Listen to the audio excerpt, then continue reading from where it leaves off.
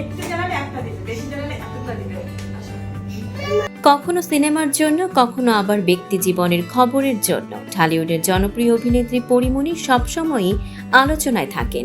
এবার ভক্তদের চমকে দিয়ে তিনি হাজির হয়েছেন একদম ভিন্ন রূপে। বুধবার 1 অক্টোবর নিজের 2 সন্তান শাহিম মোহাম্মদ রাজ্য ও সাফিরা সুলতানা প্রিয়মকে নিয়ে হাসপাতালে টিকা দিতে ছুটে যান পরীমনি। সামাজিক যোগাযোগ মাধ্যমে শেয়ার করা ভিডিওতে দেখা যায় বোরখা পরে সন্তানদের নিয়ে গাড়িতে বসেছেন তিনি। সেখানে সন্তানদের সঙ্গে হাসি ঠাট্টার মুহূর্ত ধরা পড়ে। পরে হাসপাতালে গিয়ে টিকা নেন রাজ্য ও প্রিয়ম। ভিডিওর ক্যাপশনে পরীমনি লিখেছেন, আজকে দুজনের ভ্যাকসিন ছিল। এটা হলো ছোটখাটো একটা যুদ্ধের মতো। আজকে আমার ছোট্ট টিয়া পাখিটা বেশি কান্না করে নাই। বড়জনকে দেখেন কি করে। অল্প সময়ে ভিডিওটি ছড়িয়ে পড়ে নেট দুনিয়ায়। বিশেষ করে পরীর বোরখা পরা নতুন লুক ভক্তদের নজর কাড়ে।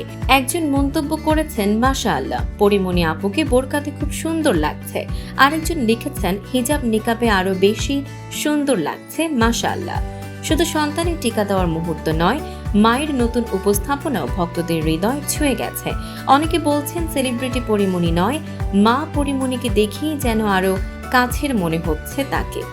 দর্শক, এমনই সব চমকপ্রদ খবর পেতে ফলো করুন আমাদের ফেসবুক পেজ CB24 TV এবং সাবস্ক্রাইব করুন YouTube channel CB24 TV official.